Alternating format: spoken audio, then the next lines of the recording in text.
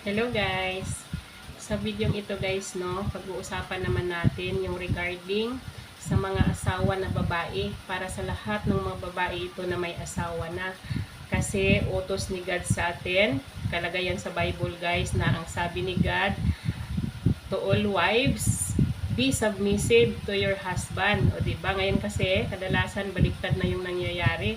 Ano nga ba ibig sabihin ng be submissive to your husband? Ibig sabihin, tayo daw na mga asawang babae, magsunod-sunuran tayo sa asawa natin na lalaki.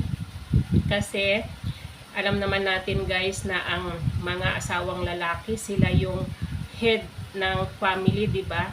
Sa kanila binigay ni God ang authority para maging leader o maging head ng family. Ika nga nila, haligi ng tahanan ang mga lalaki, di ba? Kasi sa history sa Bible, ang unang ginawa ng Diyos ay si Adan, di ba? Which is lalaki si Adan. Tapos sinunod niyang ginawa yung babae, si Eva, di ba?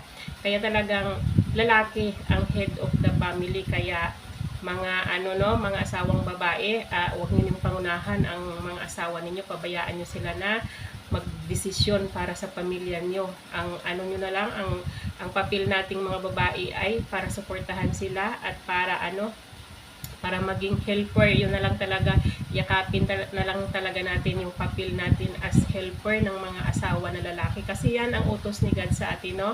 Basahin ko sa inyo yung nakalagay sa Bible para malaman nyo na hindi ako nagsisinungaling at nagsasabi ako ng totoo. Basahin nyo yung Ephesians chapter 5 verse 22 to 24. Nakalagay dito, wives, ibig sabihin mga asawa na babae, be subject to your husbands as to the Lord, for the husbands is the head of the wife as Christ is the head of the church, his body, and is himself its Savior. As the church is subject to Christ, so let wives also be subject in everything to their husbands. O ibig sabihin nito, paano nyo ba isasubmit yung sarili nyo sa asawa nyo? Ang ibig sabihin ng Bible verse na ito ay respetuhin ninyo ang asawa nyo sa lahat ng aspeto, di ba? Respetuhin nyo ang mga decisions nila kasi lahat ng desisyon sa pamilya, sa asawa manggagaling na lalaki. Kaya kailangan tayong mga asawang babae, matuto tayong rumispeto at respetuhin nyo ang mga asawa nyong lalaki na sa pamamagitan ng yun bang wag niyo silang pahiyain lalo na sa harapan ng maraming tao, di ba? Kadalasan kasi ngayon yung mga asawang babae, sinisigaw-sigawan na lang yung mga asawang lalaki nila sa harapan mismo ng mga kaibigan or sa harapan mismo ng mga kakilala. Huwag ganun guys, kasi hindi yan ang kautusan, hindi yan ang kalooban ng Diyos para sa atin. Diba, kasalanan sa Diyos yan, ina-under natin yung mga asawa natin, hindi sa atin ibinigay ang authority sa pagiging head of the family.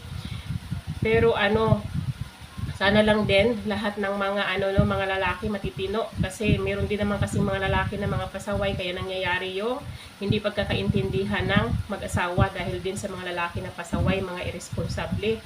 Applicable siguro itong verse na ito sa mga matitino, sa mga lalaki na matitino, yung responsable sa pamilya at ginagawa nila yung kanilang responsibilidad bilang head of the family, di ba? Kaya kung gusto nyo din ng mga lalaki na respetuhin kayo ng mga babae, no, yung respetuhin at sundin kayo sa lahat ng aspeto sa mga decisions, or kung gusto nyo respetuhin kayo, yung pagsilbihan kayo or hindi kayo pahiyain, hindi kayo lalong-lalo na mga asawang babae, no, huwag ninyong lulukuhin yung mga asawa ninyo. Maging faithful kayo sa kanila, lalo na kapag kasal kayo sa simbahan. May agreement kayo sa simbahan na sa hirap at sa ginhawa, magsasama kayo, walang makakapaghiwalay sa inyo. Kaya be faithful at saka maging loyal kayo sa isa't isa. Ito yung ibig sabihin ng be submissive to your husband. Huwag nating pangunahan yung mga asawa nating lalaki, at saka huwag nating aandirin. Yung iba kasi proud pa sila na under desire nila yung mga lalaki, which is maling-mali talaga, kasi nakasaad sa Bible na tayo ay maging sunod-sunuran sa mga asawa nating lalaki kasi sa kanila nga ibinigay ang authority na maging head ng family. At saka, kayo naman na mga lalaki, no? Responsibilidad nyo naman na mahalin yung mga asawa nyong babae kasi nakalagay dito, Ephesians chapter 5 verse 33 naman. However, each one of you must love his wife as he loves himself, and the wife must respect her husband, di ba? Kaya kayo namang mga lalaki, mahalin nyo daw yung mga asawa nyong babae, katulad ng pagmamahal nyo sa sarili nyo, di ba? At kayong mga babae naman, bilang ganti, respetuhin nyo yung mga asawa nyong lalaki. Nakalagay sa Bible, nakasaad sa Bible, guys. Magbasa kayo ng Bible para ay hindi tayo maliligaw ng landas, no? Akala natin yung kadalasan, no? Hindi naman lahat ha, pero marami na ngayon ang gumagawa na proud pa silang ipamalita sa iba na under desire yung mga asawa nila, di ba? Baliktad na ngayon ang panahon. Minsan naman mga asawang babae na yung parang nagiging head of the family, sila na yung naghahanap buhay para sa family. Ganun na yung kalakaran ngayon, pero malinaw na pinag-uutos sa atin sa Bible na ang lalaki, ang head of the family, dapat siya ang provider para sa pamilya.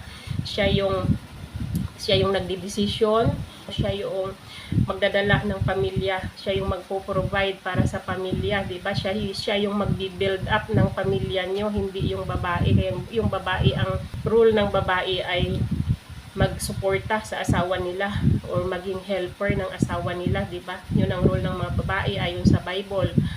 Kaya yun lang naman guys ang aking mai-share sa araw na ito. Sana may natutunan kayo sa akin guys. Hanggang dito na lang yung aking video guys. Bye bye and God bless you all. Bye bye everyone.